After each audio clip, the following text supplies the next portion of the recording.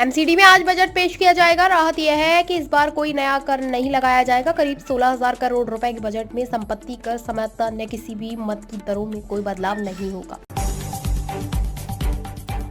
राष्ट्रीय स्वयंसेवक संघ का कार्यालय झंडीवाला स्थित केशव कुंज में लौट आया है। कार्यालय की पुनर्निर्माण परियोजना लगभग पूरी हो चुकी है। यह 3.75 एकड़ से अधिक के परिसर में फैली हुई है, जिसमें 3 13 मंजिला टावर और कुल मिलाकर लगभग 300 कमरे और कार्यालय है। दिल्ली में सरकार गठन को लेकर भाजपा के भीतर चल रही चर्चाओं के बीच पार्टी राजधानी को मिनी इंडिया के रूप में दिखाने के लिए नई कैबिनेट में 2 उप मुख्यमंत्री रखने के विकल्प पर भी विचार कर रही है। राउ जेबीयू की विशेष अदालत ने 1984 के सिख विरोधी दंगों से जुड़े हत्याकांड में कांग्रेस नेता सज्जन कुमार के खिलाफ शिकायतकर्ता महिला द्वारा बयान दर्ज कराने के दौरान उसके आचरण पर भी ध्यान दिया।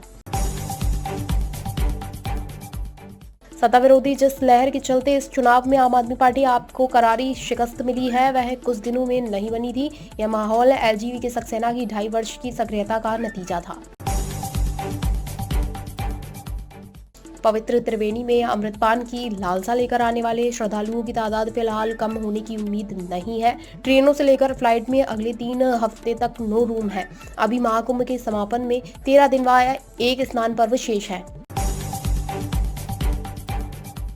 एक साथ 2 या 2 से अधिक बच्चों के पैदा होने के मामले में खास है, लेकिन यहाँ मामला अलग है। एक महिला ने जलपरी जैसे नवजात को जन्म दिया। बच्चे का ऊपरी हिस्सा मानव की भांति था, जबकि धड़ के नीचे का हिस्सा मछली की तरह एक था।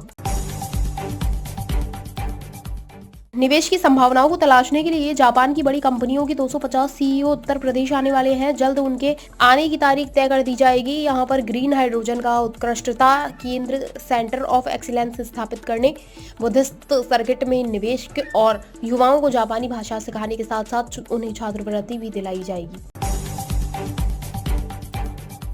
नेपाल सीमा पर नोमैंस लैंड पर कब्जे पर कृषि भूमि में मिला लिया गया। पूरनपुर के हजारा क्षेत्र में प्रशासन 19 किलोमीटर सीमा क्षेत्र में 8.23 किलोमीटर सर्वे करा चुका है। वहां पहुंची संयुक्त टीम और जेपीएस सर्वे में अब तक 80 कब्जे चिन्हित किए जा चुके हैं। अंतर्राष्ट्रीय स्तंभ संख्या 777/4, 5 व 6 भी कब्जेदारों ने हटा दिए।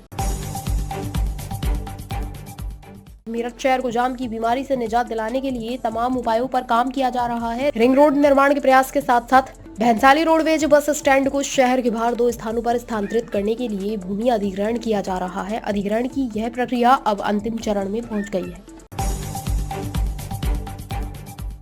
सोशल मीडिया पर वृंदावन और संतों की बात सुन ग्वालियर की एक किशोरी अपने परिजनों को बिना बताए वृंदावन संत प्रेमानंद से मिलने उनके आश्रम पहुंच गई। समाज सेविका ने उसे पुलिस की सुपुर्द कर दिया। स्वजन उसे अपने साथ ले गए।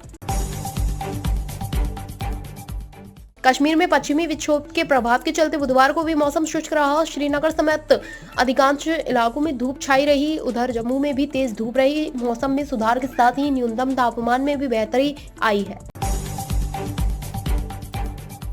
श्रीनगर को देश से रेल सेवा से जोड़ने की तैयारियों के बीच बुधवार को मैकेनिकल विभाग के मुख्य अभियंता डिम्पी गर्ग व अन्य अधिकारियों ने कटड़ा से संगलदान 63 किलोमीटर रेलखंड का बारीकी से जायजा लिया। हरियाणा में नए साल में 23,000 परिवार बीपीएल गरीबी रेखा से नीचे की श्रेणी से बाहर आ गए हैं। इन परिवारों को केंद्र सरकार द्वारा दिया जाने वाला मुफ्त राशन बंद कर दिया गया है। इस दौरान हिसार जिले में सबसे ज्यादा परिवार गरीबी रेखा से ऊपर उठे। पूर्व केंद्रीय मंत्री वीरेंद्र सिंह ने कहा कि हरियाणा में कांग्रेस में बहुत सुधार करने की आवश्यकता है। पिछले 12 साल से प्रदेश में पार्टी का संगठन नहीं है। अगर विधानसभा चुनाव में कांग्रेस का संगठन होता तो भाजपा 20 सीट भी नहीं ले पाती। केंद्रीय जल शक्ति मंत्री सीआर पाटिल ने कहा कि अमेरिका से रिपोर्ट किए युवाओं को हथकड़ी लगाकर भेजना सही नहीं है। प्रधानमंत्री नरेंद्र मोदी अमेरिका दौरे पर हैं। इस विषय में भी वह अमेरिकी राष्ट्रपति डोनाल्ड ट्रंप से बातचीत करेंगे। स्थानीय तहसील परिसर में महिला नायब तहसीलदार को कार्यालय में बंधक बनाने के बाद जान से मारने की धमकी देकर जबरन जमीन की रजिस्ट्री करवाने का मामला सामने आया है। नायब तहसीलदार की शिकायत पर फिल्लौर पुलिस ने आरोपित रामजी दास को गिरफ्तार कर लिया है, जबकि नंबरदार फरार है। समय रैना का comedy show India's got talent विवादों का कारण चर्चा में है। इसके एक लेटर एपिसोड पर विवाद कम होता नजर नहीं आ रहा है। यूट्यूबर और बिजनेसमैन रणधीर इलाहाबादिया ने शो के दौरान एक कंटेस्टेंट से फूड़ता की हदों का पार करने वाला सवाल किया। इसके बाद क्लिप सोशल मीडिया पर वायरल हुई और लोगों ने डार्क कॉमेडी के नाम पर अभद्रता फैलाने का आरोप तमाम कॉमेडियन पर लगाया। बीते सप्ताह को साउथ सुपरस्टार अजीत कुमार की तमिल एक्शन थ्रिलर मूवी विदामुआर्ची को सिनेमाघरों में रिलीज किया गया है। ओपनिंग डे से लेकर अब तक बॉक्स ऑफिस पर इस फिल्म ने धमाकेदार प्रदर्शन करके दिखाया गया है, जिसके चलते विदामुआर्ची के बारे में खूब चर्चा हो रही है। भारतीय टीम के हेड कोच गौतम गंभीर ने पुष्टि कर दी है कि आगामी चैंपियंस ट्रॉफी के लिए विकेटकीपर बल्लेबाज के रूप में पहली पसंद केएल राहुल है।